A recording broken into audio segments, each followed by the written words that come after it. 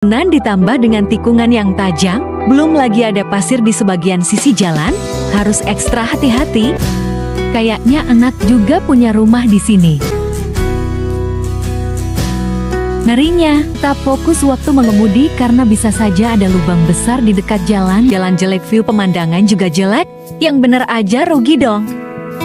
Halo teman-teman, bagaimana kabar kalian? Semoga kabar kalian selalu baik. Nah teman-teman, kali ini, aku mau mencoba salah satu rute alternatif menuju Danau Toba, yaitu rute Galang Seribu Dolok, dan untuk ke Danau Tobanya tinggal dari Seribu Dolok turun ke Haranggal. Rute ini sendiri memiliki panjang sekitar 100 km, dengan berbagai macam landscape jalan seperti sawah, pegunungan, bekas galian pasir, jalan rusak, dan tentu saja pohon sawit. Ada ibu-ibu jatuh, mari kita tolong dahulu.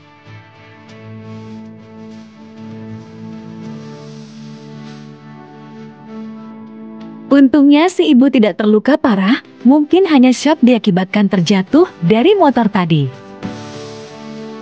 Aku bantu pindahkan motornya dulu ke aspal.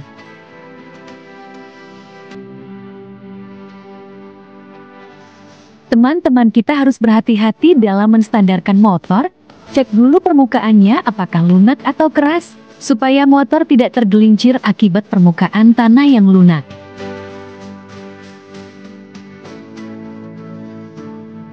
Oke teman-teman, ayo kita lanjutkan petualangan kita.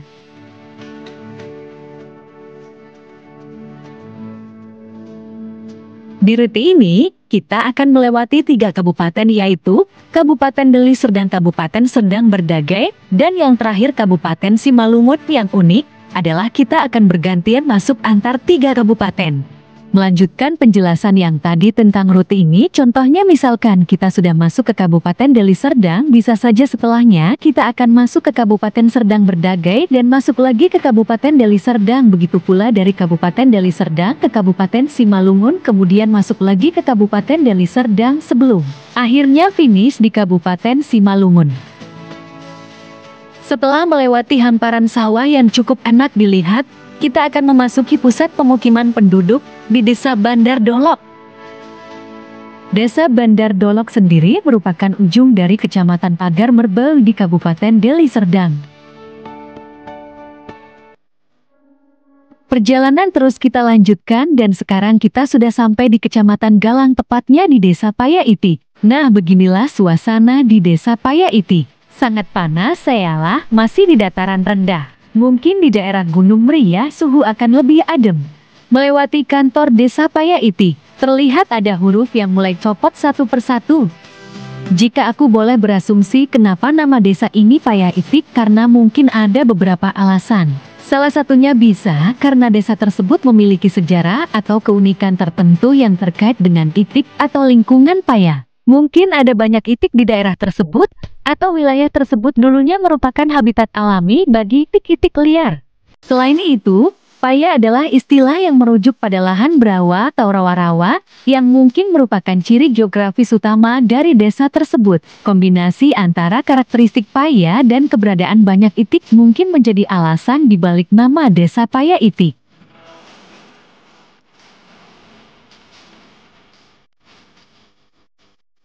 Padahal jarak ke Gunung Meriah masih jauh, mungkin 50 km lagi, tapi sudah ada papan penunjuk untuk ke sana.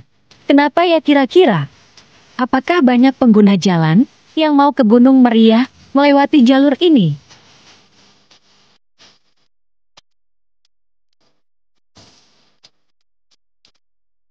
Melewati Desa Tanjung Siporkis, dari sini kita gas terus sampai ketemu simpang pertumbukan. Beginilah teman-teman suasana di Desa Tanjung Siporkis, Kecamatan Galang. Ya, seperti desa pada umumnya di Kabupaten Deli Serdang.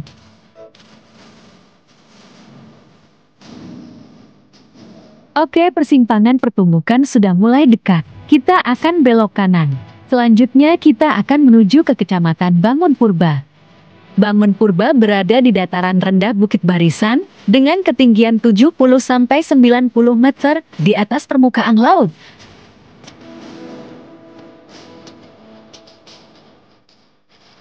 Desa pertama yang kita jumpai di Kecamatan Bangun Purba yaitu Desa Sialang. Seperti view biasanya di Provinsi Sumatera Utara yaitu sawit, sawit, sawit. Beginilah suasana dan aktivitas warga di Desa Sialang Kecamatan Bangun Purba. Jalanannya terlihat minim sampah dan sepi. Arus lalu lintas di rute ini benar-benar sepi, sepertinya jalan rusak. Banyak tikungan dan lebar jalan yang tidak terlalu besar, belum lagi banyak bekas longsor membuat jalur ini kurang diminati oleh masyarakat, tetapi sangat menarik untuk dinikmati oleh teman-teman yang hobi motoran karena jalur ini menurutku tidak membosankan. Jalanan sepi dan kondisi aspal yang minim lubang benar-benar memanjakan pengendara motor, tapi itu hanya sementara. Semakin kita menuju dataran tinggi, jalannya akan semakin banyak berlubang. Desa apa ini ya? Melewati kantor Camat Bangun Purba. Tepat di sebelahnya ada SMA Negeri 1 Bangun Purba.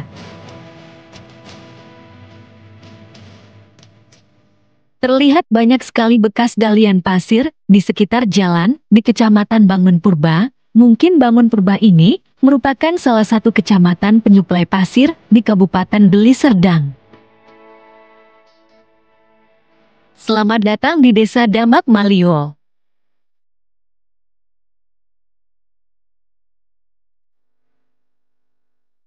Terkadang aku berpikir, padahal di sini banyak tanah atau pasir yang digali untuk dijual ke berbagai daerah, tetapi kenapa daerah sumber tanah atau pasir itu warganya tidak sejahtera ya? Bukan cuma warga, tapi jalan di sekitar sini juga terlihat jelek dan banyak lubangnya.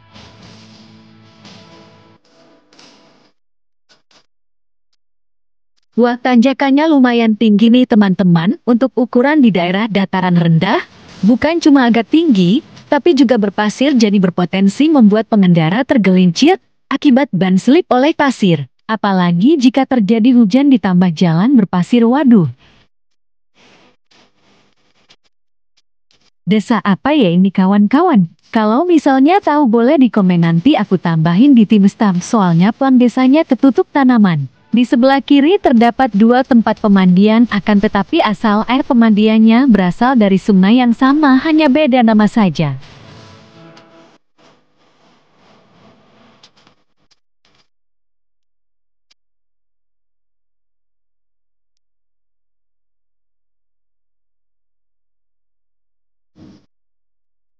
Setelah menelusuri sedikit bagian dari Kabupaten Deli Serdang, sekarang kita akan melewati Kabupaten Serdang Berdagai. Kenapa nama desanya Sungai Buaya ya? Apakah di sungai ini ada buaya yang menghuni? Sekarang kita menuju Desa Silinda, masih di Kecamatan Silinda. Terlihat ada angkutan umum lagi menunggu penumpang.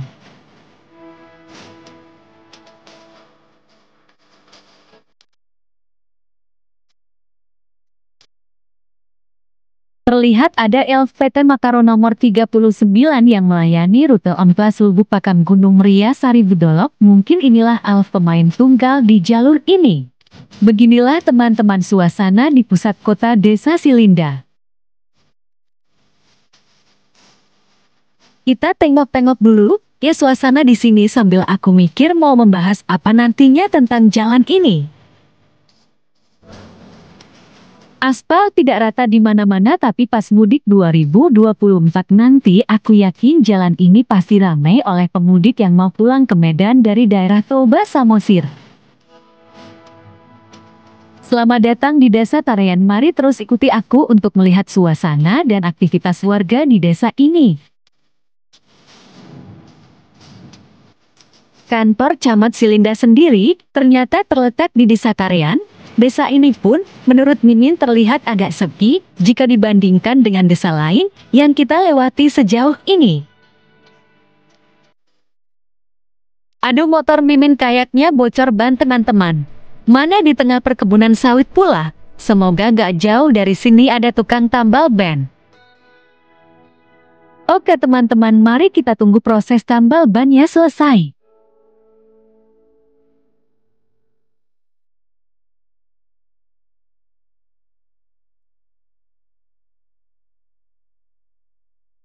Oke Oke kawan-kawan, ayo kita lanjut gas lagi sampai kota Saribudolok. Aku sendiri gak tahu ini sekarang di desa apa. Tapi pas Mimin lihat Google Maps jarak dari sini ke Saribudolok masih 50 km lagi. Masih lumayan jauh dan terasa sih suhu di sini juga panas. Rame-rame gini ada pestakah? Terlihat sepeda motor diparkir di pinggir jalan. Kalau di Medan sudah pasti ada yang hilang, cuma butuh 5 detik motor pun langsung diambil. Saran Mimin untuk sementara pakailah sepeda listrik kalau mau berpergian di sekitar kota Medan.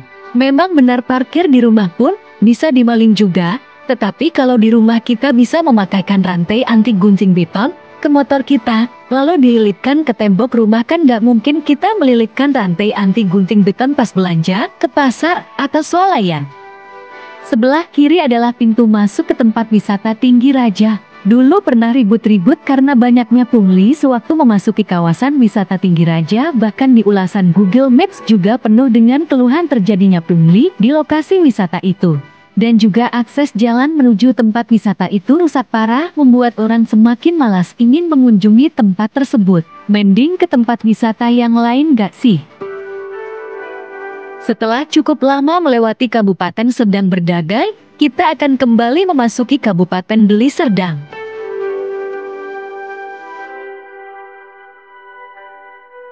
Wah, gundukan tanah yang besar sekali kira-kira itu terbentuk akibat kikisan dari air hujan atau karena digali dan dijual oleh manusia ya. Turunan ditambah dengan tikungan yang tajam. Belum lagi ada pasir di sebagian sisi jalan, harus ekstra hati-hati saat melewati jalur ini.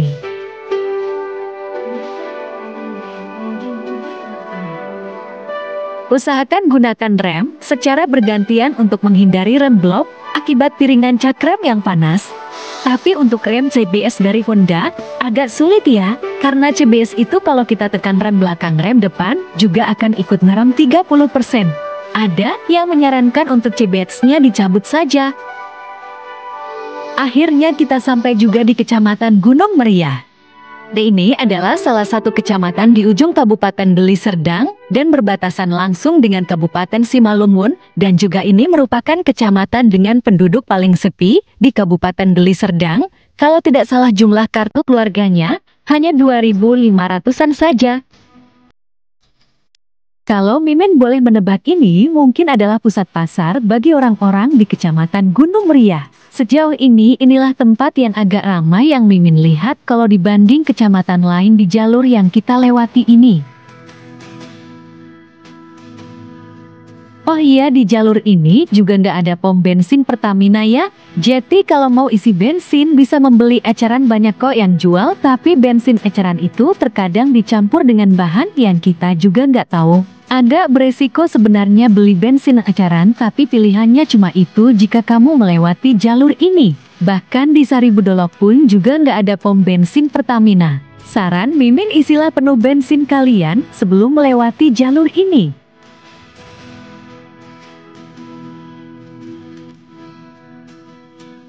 Wah, ada anak-anak sedang mandi. Udah airnya bersih gratis pula.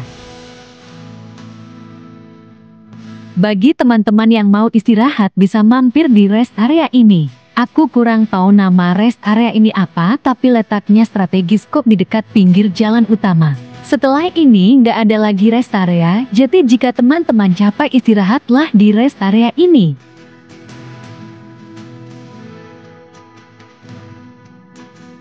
Terlihat view pemandangan juga mulai bagus, gak seperti waktu kita masih dibangun purba, dan juga udara mulai terasa dingin. Kayaknya enak juga punya rumah di sini. View indah, udara segar, tapi jaringan internet di jalur ini cukup sulit didapat dan juga jauh dari pusat perbelanjaan. Ngerinya, sangat rawan longsor. Untung waktu aku lewat cuaca tidak sedang hujan. Tetap fokus waktu mengemudi karena bisa saja ada lubang besar di dekat jalan. Jika kita fokus, kita bisa menghindarinya.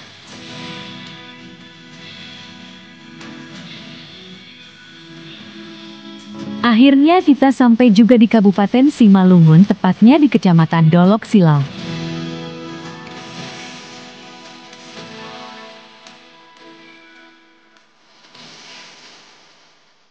Mulai dari sini jalan yang akan kita lalui lumayan rusak dan bikin sakit pinggang. Buset, ini jalan apa kolam lele?